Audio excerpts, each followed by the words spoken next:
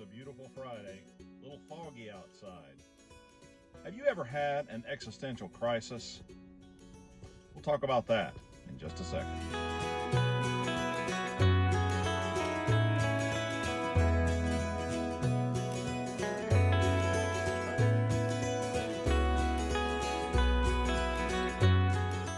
You know, our lives are filled with a lot of different kinds of crises. Sometimes people have a midlife crisis and do silly things. Sometimes people have a crisis of conscience and have to change their ways. Sometimes people have a different crisis that might change their life entirely when a loved one gets sick or there's some problems in the life that they're trying to live. But you know, a lot of us, most of us, have had an existential crisis. A crisis of our very existence. We start thinking about things and we realize that we're a real person in a real place. Now, I don't want to get too highbrow philosophical here, but the very fact that we can realize we exist and are not just some dream and are not just some dreamed up reality that is in something else's mind. I know that sounds crazy, but there's philosophers that have talked about the fact that we exist.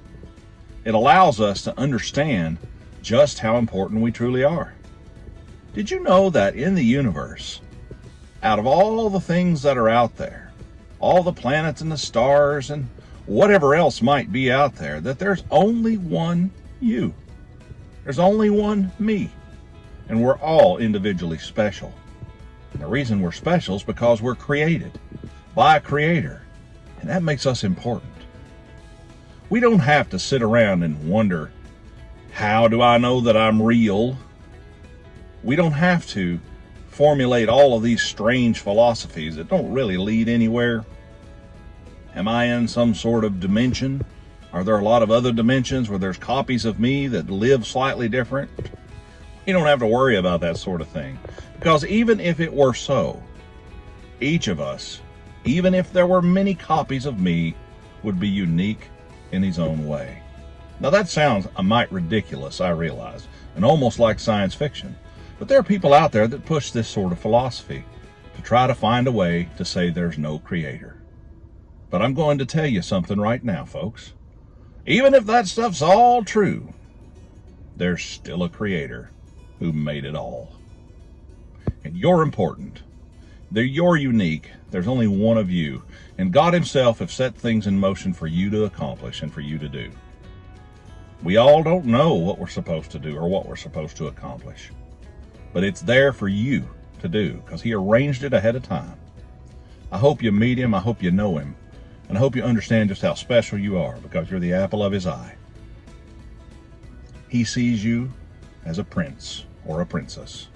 He sees you as the greatest thing, the pinnacle of his creation. He loves you with all his heart, with everything he is. We don't serve a God that has to worry about listening to all our excuses. He basically says, just tell me you're sorry and just come on home. Just come home. I don't care where you are, how far you've roamed. Just come home. I don't care what kind of inventions you've made in your mind to try to justify your behavior.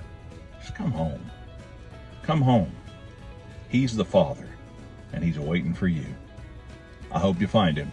I hope you have a great weekend. I got a 3-day weekend coming up, and I'm certainly going to enjoy a Monday off. Be kind to each other. See you next time.